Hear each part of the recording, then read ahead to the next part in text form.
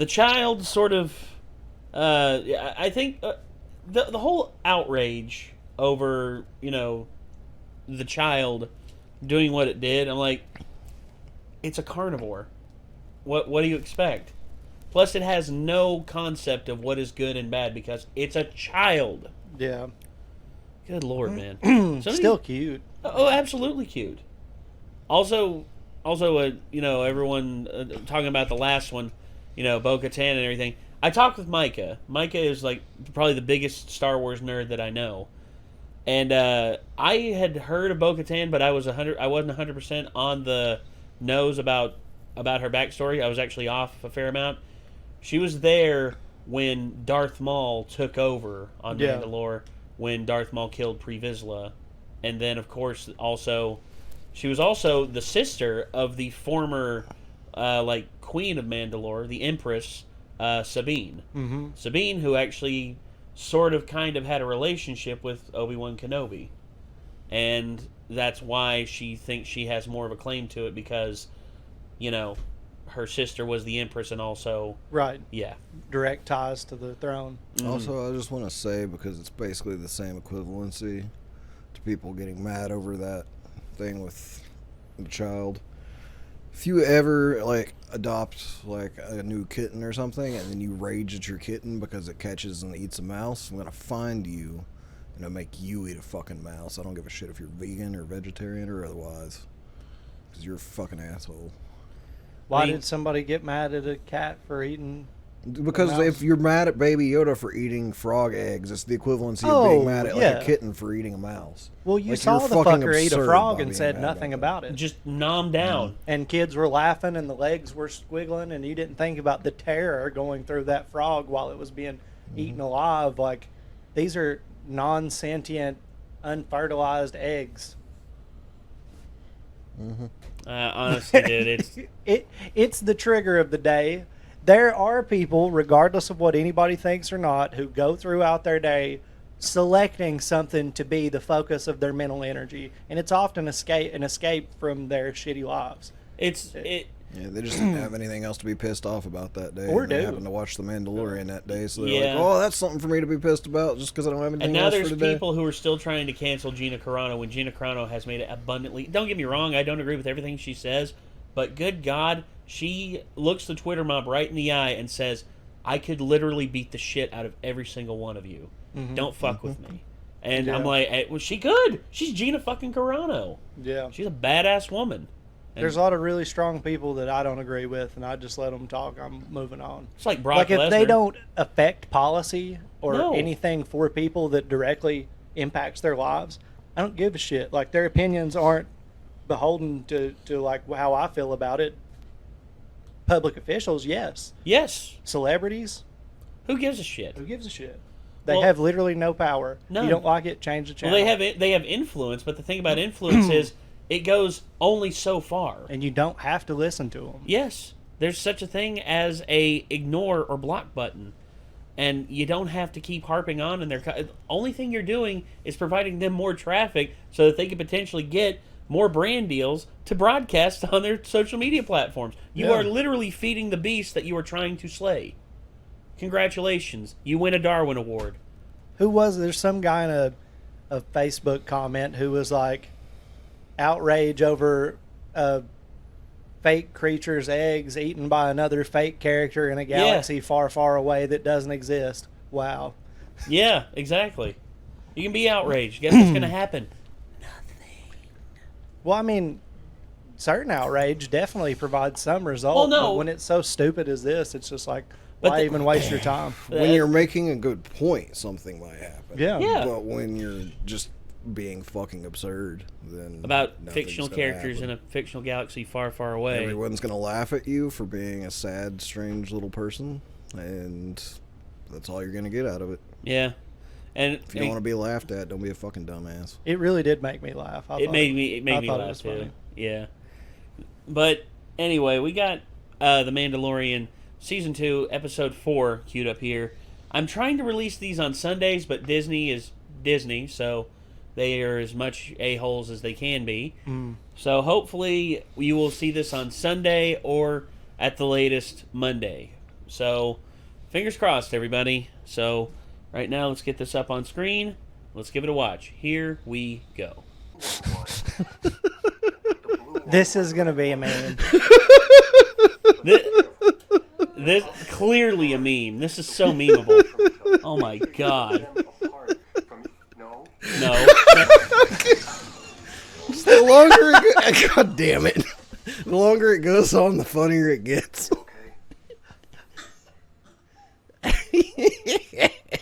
Freaking Gizmo. Seriously. Well, he tried. How the fuck would they make that where you can't get to it unless you're a fucking tiny thing anyway? My guess is like there should be there's probably like a tool that you can use, like an extension tool or Either that or something. send in a little droid. Built by robots. Yeah. They got like butt cheek faces. It's the same ones that Luke fought in A New Hope. The guy who like threatened him in the bar. Yeah. And then that guy stepped in and got his arm chopped off. Hey, what's up, girl? Actually, with the coloring they've done here, I can tell more that it's like actually like tusks or something.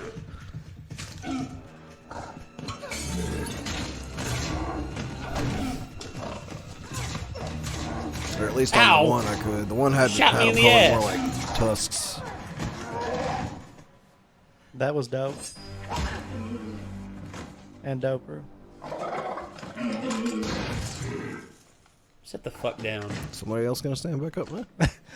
Anyone else? It's like an Ip Man fight scene. Kind of, yeah. Come on, Kara. Like, no, He's you're cute. my friend now. You're my friend. I'm glad they got a legit badass to play Cara Dune, because I think almost anyone else out there would not be able to pull the physicality off the way she does. Probably not. Or at least not believably. I mean, if you got like a Chinese like a Chinese martial artist like actor like Michelle Yeoh or Zhang Ziyi maybe, but like sheer brutality Or stunt blunt double. force trauma, huh? Or a stunt double. Yeah. Or Zoe Bell. Yeah, Zoe Bell. She was a stunt woman for a long time. Oh no. Plotting. Scheming. There's always that little thing.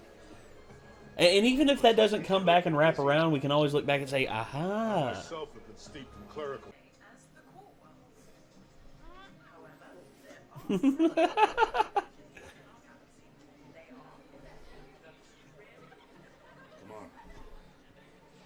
Preschools. This shit just has like not good written all over it, dude. Never change.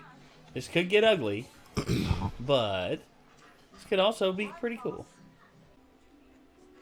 Oh no. Look like macarons. He's gonna use the force. They are. Those are macaroons. Uh-oh. Blue macaroons.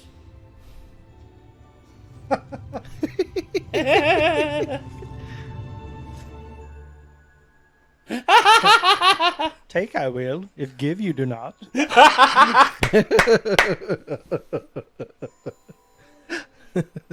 Yummy. You're a self-fuel fuck. Yeah. He's a hired gun, but he's got a code of honor that's like a religion, so. Yeah. Yeah, some people like got pissy that we called it a religion. Like, he said it was a creed, and a creed is in a lot of ways like a religion.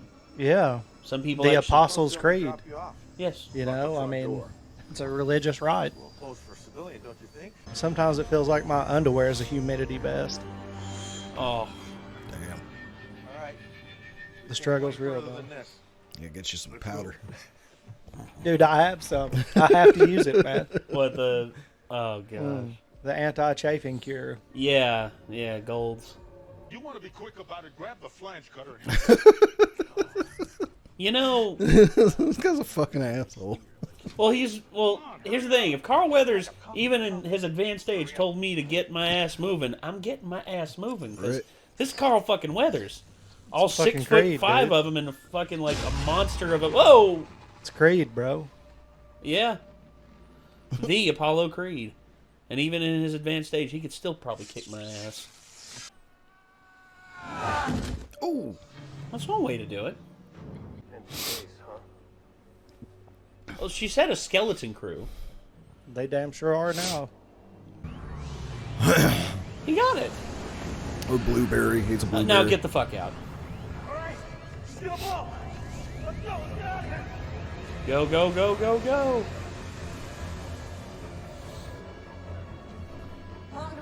I love the attention to detail on like the Imperial architecture. Yes. Like so many things you notice from Dude, the costumes, original the lighting, trilogy. and Yeah, like the bar lights, like vertical bar lights and stuff.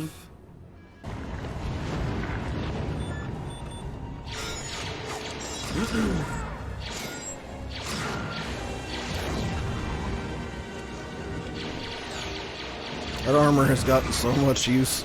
Yeah. So Well, it's many brand like new. shots that would have taken out other dudes. Damn, that was good pimping. shit. Range. There's another one. That's why Oh, people, no. Like, he's really not that good. He just has really good armor. well, he is that good. It's just his There would have armor. been tons of times he'd be fucked if he didn't have that. Fact. Fact, yeah, but at the same time, I mean, skill plus, I mean, He would probably behave different if he had different equipment. Yes, he would not be as reckless. Yeah. He's aware of the fact he can take those hits, but... Sheesh, just imagine a Jedi in that shit. Yeah. That's why the Empire wanted it so Wouldn't much. even have to deflect with their fucking lightsaber. They'd just walk up to people and just mow them down with lightsabers.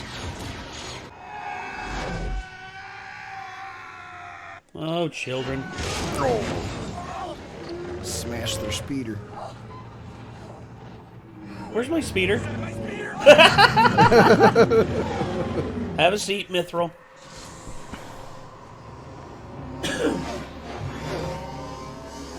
Uh-oh.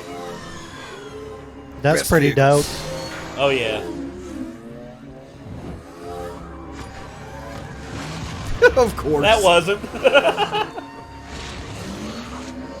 So they There goes obviously Dave aren't Mira. easy to ride. They go Travis really fucking Pastrana. fast. Yeah. Travis Pastrana, Skywalker.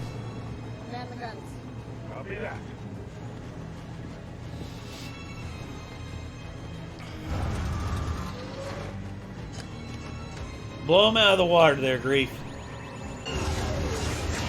I forgot those things had guns on them. One down.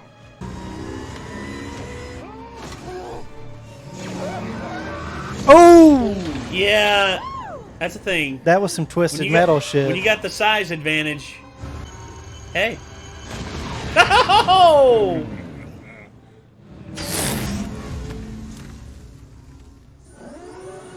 Oh, shit. Yeah, he's really not very good with it. Well, I don't think that thing's meant to really take on TIE fighters. Its maneuverability is very, very slow. It's meant for land pursuit or defense, not from the sky. Like a tank trying to shoot down a jet. It takes timing. You have to line it up so it sweeps across one Bingo. and fire at Yep. exactly the right moment. Got it. Otherwise it doesn't crash into him. Oh, there goes their no. gun. Shit. Mando. Yeah! Hang on, kid. Still got the macaroons. Where you going, homie? Trying to take out... Hey! Trying to take out my friends? I'm gonna take your ass out. Yeah! One down. Oh, Ship yeah. cannons go burr.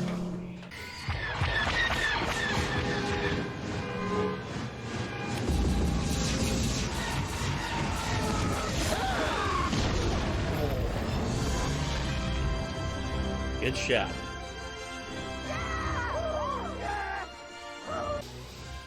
And the Imperials must have orders like if you fucking like. Oh, Oh. he yaks. Oh boy. Dude, that's the guy from Kim's Convenience, the Canadian sitcom of the Korean family. Have you guys ever seen it? How in the fuck do you get That's Wow. fucking Appa, the father of the family in Kim's Convenience. It's the first time I've ever heard of. Yeah. I've seen him before. I just never made that. I've Yeah. never seen that before. Yeah, he's in Kim's Convenience. I fucking love that show. I've watched every episode of it. Anyway, And then of course the other one's always Dave Filoni. yeah. Hey. Did a hell of a job cleaning up this Mm-hmm. I served during Alderaan. Did you lose anyone? Everyone. I lost everyone. I'm sorry for your loss. Yeah, I figured. I mean, you don't hear her talk about her family.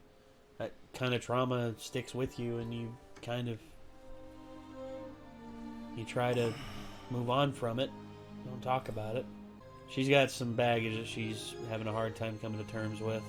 She got that Jerry only hair. Kind of. Fucking misfit status over here. What do you have for me? Damn it. I Knew it. knew not Knew to it. trust that You'll be well bug-eyed rewarded, bastard. Rivera. When's Stone Cold Steve Austin gonna show up and just stunner the Emperor? Well, the Emperor's dead at this point. Oh yeah, it's after the whole Ray acid trip. Yeah. Or no, oh wait. That's right. Technically he's alive. It's in the middle, right? What's up? Tracking Yeah. unit has been installed Unless in they the throw that out of cannon like they should. Is he wearing a fucking Vader suit? Wait. Either that or something close to or akin to an Inquisitor suit. Holy shit, what are those? Oh, are they Death Troopers? Think Are so. those Death Trooper outfits? Oh I shit. think so. Oh yeah, Carl Weathers directed this and I forgot about that. Oh, nice. But shit. Damn. It's impressive to direct an episode you acted in half of. Well, I mean, keep in mind they wanted other people to come in and direct. Jon Favreau, as much as he wants to have hands-on on this, he knows that another person's directing style can add something to it that he can't. For instance, like that's why he always brings in like Rick Famuyiwa or friggin' Dave Filoni or Deborah Chow. Did or I hear this that Kathleen Kennedy was out for sure, or were they talking about it? They pretty much they're waiting for her contract to expire. Yeah, I That- heard they That put is her in a bad. position where she literally affects nothing. Pretty much. That's She- all I she's said, on the executive payroll, producer but with- Kathleen Kennedy, and I was like, man, her name's still on this shit. because it by contract has to be. She has to be listed as a When producer does that or contract executive up producer. finally? Oh, well, the contract will be up, I believe, at the end of either this year or next year. Not sure how long she signed on for, but Disney's one to either honor their contracts or give you a huge payout, which for her, I guarantee you, her payout is, considering how much money they've already lost on her and being in control, they don't want to give her any more money than they have to buy her out. Probably, yeah. So instead, they pretty much just shifted the pieces around. Just shelf her and let her sit there until it's over. That's effectively well, it's the same thing that they did with one of my favorite video game designers of all time, Amy Hennig. She did the Uncharted series and like blew everyone away with that. But then she left Naughty Dog and went to a game director's position for Visceral, the same people that made Dead Space. Visceral was working on a Star Wars game at the time called Star Wars 1313, which was effectively going to be sort of like a platformer. You have to escape from this prison, like the most secure prison in Star Wars, in the Star Wars lore, and you escape and you go on this adventure. But in the midst of development of that was the midst of the buyout, and thus everything was shelved. I think it was also supposed to be like the first ever like M-rated Star Wars game. Yes, that was one thing that they were aiming for, and Amy Hennig was at the helm of it. The preview was released for it, where it showed them on this like collapsing elevator lift system, and you had to like run across it, take cover. You had to shoot at people who were flying all around you. It looked awesome. And then EA decided to make an EA move. Yes, and then they shelved it. They pretty much told Visceral, okay, instead of working on this new Star Wars game, instead you're going to work on this spin-off of the Battlefield series called Hardline, which was an absolute shit show. And then they shut down Visceral because apparently Visceral can't make good games, or they can make good games. It's just when you force feed them to make shit that they don't want to make, You get hardline. yeah. Dead Space 3 kind of started to stumble anyways. with That was, them. but that was when like the full EA takeover had like completely just because they wanted it to be multiplayer because they were already selling like 4 to 6 million copies with the Dead Space series as is, but then they were like, well, if we go multiplayer, then that'll inspire more people to buy it. It's not how that works, guys. Nope. No. It's not how that works. Uncharted is a completely In fact, single player. I checked it out game. from the store, saw what it was, and then decided not to buy it because it was shit Well, compared to the first. by comparison, Uncharted 4 is a completely devoid of well, it has an online aspect, but it's completely separate from the main game. Yeah. People play it for the main game, and that game alone sold 16 million copies on one system. Dead Space, given how starved people are for like good single player narrative stories nowadays, especially horror ones. oh yes, people would go insane for that shit. And Dude, good horror is one of the like most sought after things for me. Like, And a lot of there's people. not a lot of good horror, and whenever it appears, I jump on it. So well, back to what I was saying about Amy Hennig. When they shelved the project with that, instead of EA paying her a bunch of money to, pretty much her be free of her contract, instead they made her sit on the sidelines for 2 years. Literally not able to develop anything, not able to do anything. She just literally sat in her home, sat on the payroll. And then when her contract was up, she goes to, I believe, Skyworks now. She's the head of Skyworks digital division right now. And I'm happy because the fact that she did the Uncharted series and is now where she's at, I can't help but just like be happy for her. how do you spell her name? Amy, last name Hennig, like Kurt Hennig. Yeah. Mr. Perfect. Yeah, no relation though, no relation. But this was a pretty badass episode, and I'm really curious to see where they go with the whole cloning thing.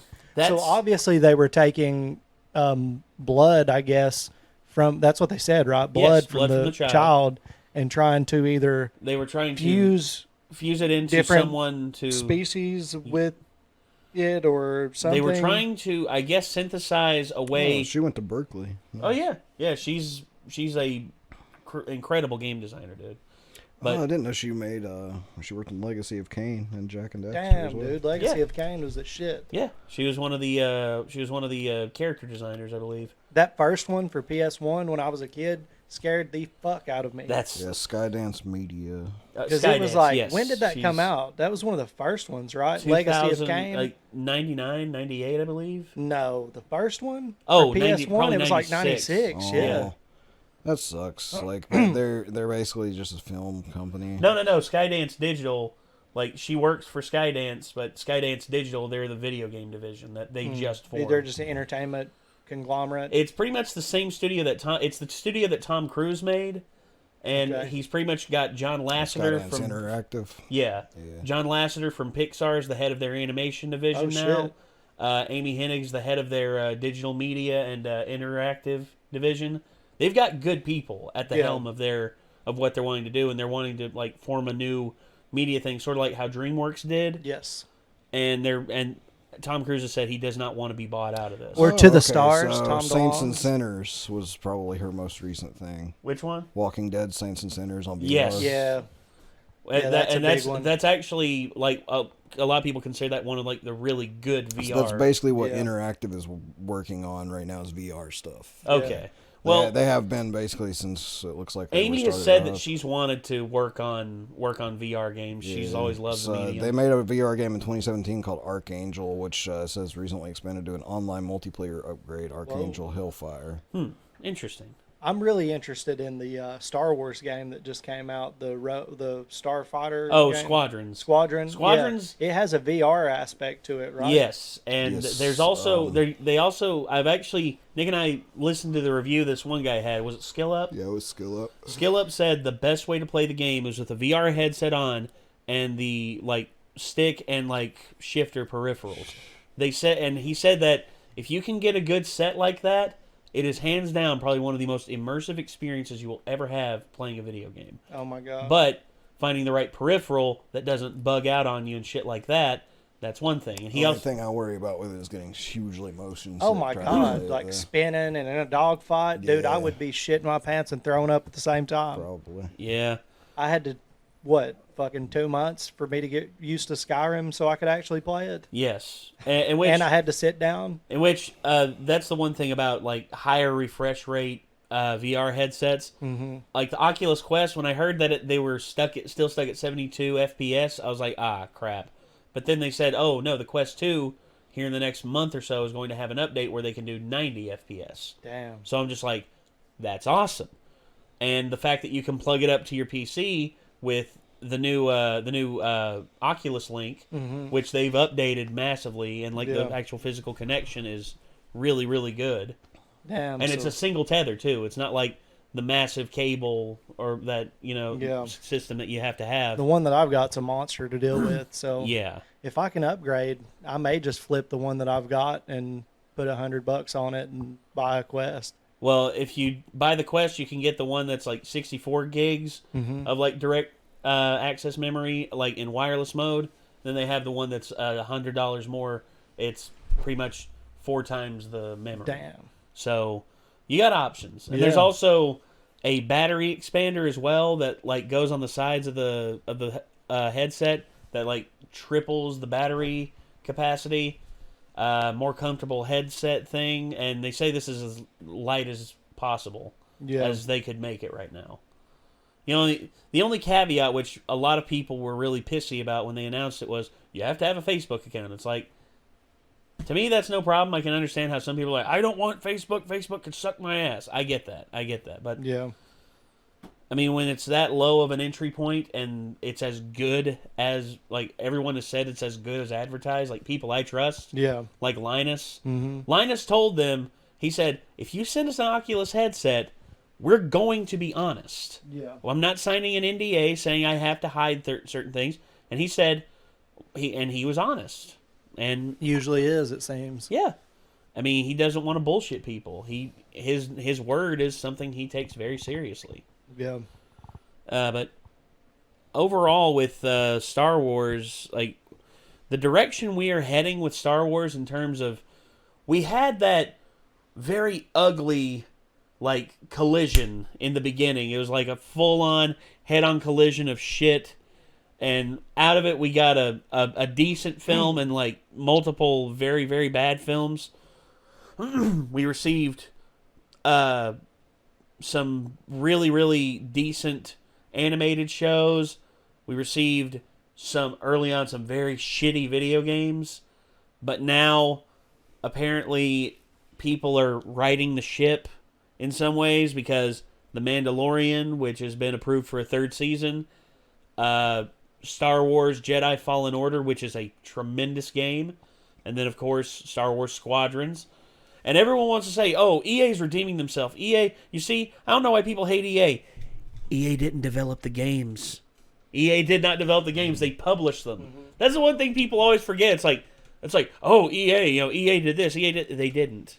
That's the thing. EA is starting to show that they are learning a lesson to start to try to take their grubby little fucking fingers out of the development of some of the games they produce, at least. Giving people So room to breathe. hopefully they stick by that and they start leaving their developers the fuck alone and letting their developers make them money. Keep your fat, stubby fingers away from my Keep your away from my Star Wars game. microtransactions shoved way the fuck up your ass where they should belong. Yeah, that's actually one thing Stig Asmussen from Respawn, the guys that did Jedi Fallen Order, he said 100% no microtransactions, no multiplayer aspect, a straightforward single-player Star Wars game. And lo and behold, it sells 10 million copies. Who'd have thought? Who'd have thunk it?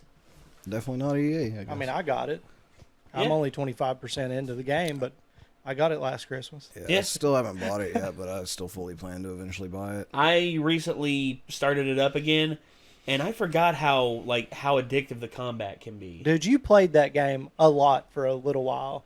Like, Dude, you were I didn't playing stop. the fuck out of that game. Oh, dude, I 100%'d it. It's what convinced you me seem to to rarely actually like beat a game, let alone like 100% it. So that's The ones that I do 100%, like I 100%ed that. I 100%ed God of War. I 100%ed It's like Spider-Man. God of War's the last. Yeah, Spider-Man actually is the last one I remember you actually like finishing before that game for sure. I'm like 10% into that one. Like, unless Cuphead was after Spider-Man with me. Cuphead was before. Yeah, Cuphead so- was before God of War and Spider-Man.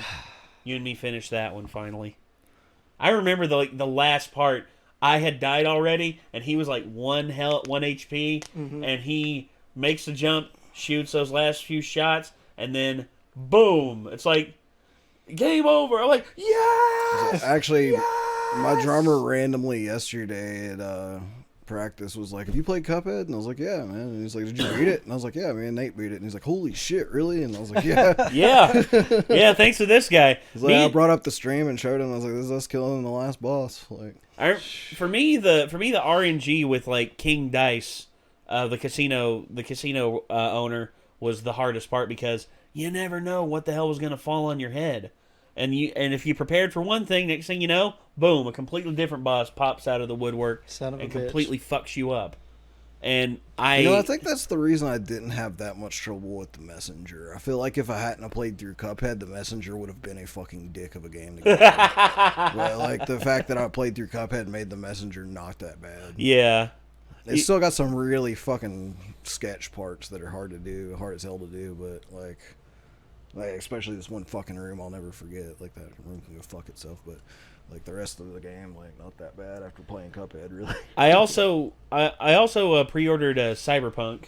I am hyped as hell for that. I don't pre-order things, especially if they get delayed as many times as they already have. That's one thing that's pissed me off. No fucking way am I giving them money until it's actually available to be put in my hand at that moment. I actually went back and I watched our old stream where Keanu Reeves was revealed to be like working on the game with them, and he came out on stage and had that whole like, you're me. Yeah, that whole moment. I remember me and Nick watched that, and when the release date came up, the release date back then was April 10th, 2020. Now it's December 10th. Oh, it was April 16th. Now it's December 10th, 2020. Shows you how much. It's supposed to be out yesterday.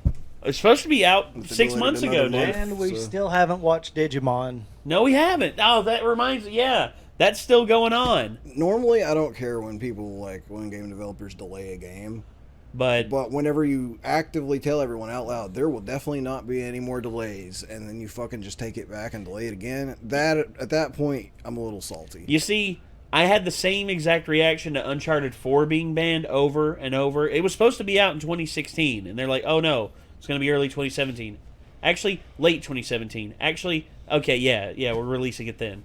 And then they released it, and it's probably one of the best narrative games I've ever played in my entire life. See, if it lives up to it, I'm hyped. If I play Cyberpunk and then immediately I'm just like, this is okay, but it's not great, I'm probably going to just be like, want my money back. I'm not willing to bet a lot of money, but I'm willing to bet at least a shiny nickel that there is going to be a metric fuck ton of people that are salty that the game isn't everything that they thought it was going to be. Well, like, it's going to be a good game. It's probably going to be an above average game. It's going to be a really fun, enjoyable game, but there are a lot of fucking people that are so goddamn, like, just fucking hanging on to the hype train like this, fucking going full sideways right now on that hype train. Oh. You know? Like that. Don't hurt yourself. That was a good fucking physical story he was telling. Yeah, it was. I was impressed by that, actually. They're gonna get smeared all over the fucking train tracks, like when it releases. Keep in mind, it's not anywhere close this to what isn't they No thought it Man's was gonna Sky. be. This isn't No Man's There's Sky. a lot of people that are expecting Grand Theft Auto just in the Cyberpunk setting, and they have said it's not. That's not what it is at all. Like, I know it's not No Man's Sky, but there's a lot of people that are gonna get smeared when they find out what it actually is. Well, I've actually watched like a pre-review of it, like one of the reviewers that I trust, and he says the prologue for the game is long in certain cases, but once you're past it, the whole world opens up. Like, literally, you can go anywhere, you can do anything. Well, there are 3 different prologues too. Well, yeah. So. For him, he chose the corporate espionage one. So I'm going. I've avoided the Nomad. I've avoided all the fucking trailers that they've been putting out. You know, I've watched like just enough to know that the Refused are making music for it. Yeah. And kind of just a general idea of what it is. And from there, I found out what the 3 paths were, and the nomad comes from outside the city and is probably someone who would know the least about what they're seeing. So I'm starting as that, so that way I can fully immerse myself in like learning the stuff as my character learns it. There's 3. There's the nomad, the street kid, and the corporate espionage. And they have a website up right now that they made for the game. That's like, you know, basically your intro to the city, like, you know, like, and it's like if the website actually existed in the world and you could go on your phone and be like, okay, cool, like I'm going to the city, so I want to look at this website, and I want to be like, I want to see if my character, the nomad character, gets access to that website in the game. Somewhere they could look at that website. Once they have access, I will look at that website, but until then I'm not going to look at it. So I'm like fully ready to like roleplay the shit out of it. You're completely like I'm not yourself overhyped, but I'm gonna go into it and, you know, try my best to enjoy it. Nick is being actively skeptical. Exactly. But like, he understands. Like I said, I don't think it's going to suck.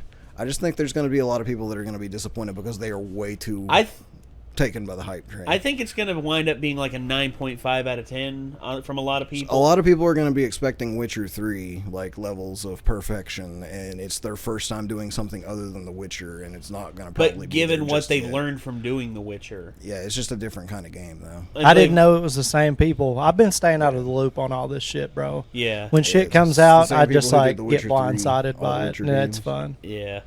So. Well, as you all can see, I think the most enjoyment of the game is going to be had if you aren't overhyped for it. Cool. Like, I'm not overly hyped. I'm just like getting more and more immersed the closer it gets. That's me. I've played more Witcher 2 than 3. Well, 3 I would say is probably the like best well-rounded. A lot of people. Jesse Miles claims it's probably the greatest game he's ever played. Well, yeah, Miles is. You should saying Witcher 3 is? Yeah. A lot of Miles people has a say lot of- that about it. Yeah, Nick's played I am a fair still amount. trying my best to get through the fucking first Witcher because there's a whole bit at the beginning, like not at the very beginning, but like shortly into The Witcher 3, where they give you the option to be like, what happened there and what happened there with all these major events from the first 2 games. And then you can tell them what your choices were in the games and have the rest of The Witcher 3 go based off of that shit happening, like the choices you made. So I want to actually play the games and make those choices so that I know what I'm putting in there and what the context of it is and everything when I get to that point. Because you have an option to just take the default path, but like I like the idea of like me getting to say in Witcher 3 what my Geralt did in those situations, so I get to see the game based off all the work that I put into it previously and stuff and all the choices I made. Pretty dope. So, but it's taken me fucking eons to get through the first game because it is very dated. Like He's modded the hell out. I of modded the shit out of it, but just gameplay wise and Morrowind dated? enjoyment wise, it's pretty fucking Kind of. it's kind of like in between Morrowind and Oblivion. Okay. I would give it. Like, you know, probably I would have an easier time playing through Oblivion again than I would The Witcher. Yeah, Oblivion's even harder to go back to. But an easier time playing honestly. The Witcher than Morrowind, at least. Yeah. Because Morrowind's fucking rough nowadays. Like, Yeah. Last time I tried to play it, I was just like, fuck this shit. Like, It is brutal. but I'm at least not immediately like, fuck this shit playing The Witcher. I'm just like, this is grindy. Like, this is hard to get through. Witcher 2 is a lot better, but it still has some of the pitfalls that the first game was known for. By the time you get to 3, everyone's just like raving about they've it. perfected I think once I everything. finally get past 1, like any upgrades from 1 systems and stuff that are in 2 are going to make it a whole lot easier to get through. Yeah. I've got the special edition. Then I'll be able too. to just throw myself into 3, and I'll probably be playing it for years to come. Like just That's bits at how a a lot of time, people you know? are. A lot of people are still playing 3 and are just like, you see, this is how you do an a pretty much open world like RPG action adventure game. Like you actually make some of the side stories more interesting than the main fucking storyline. Yeah. Anyways, I think we're getting we're getting super far off topic, and I kind of welcome to the club, ladies and gentlemen. kind of need to, you know. Yeah, we need to end this. So, ladies and gentlemen, thank you all very much for tuning in. This was Star Wars, The Mandalorian, Season 2, Episode 4. Hopefully you all enjoyed, and hopefully we will see you all in the next one. So, until then, I'm Nate. I am Nick. I'm Chad. We'll see you then, everybody. Peace out.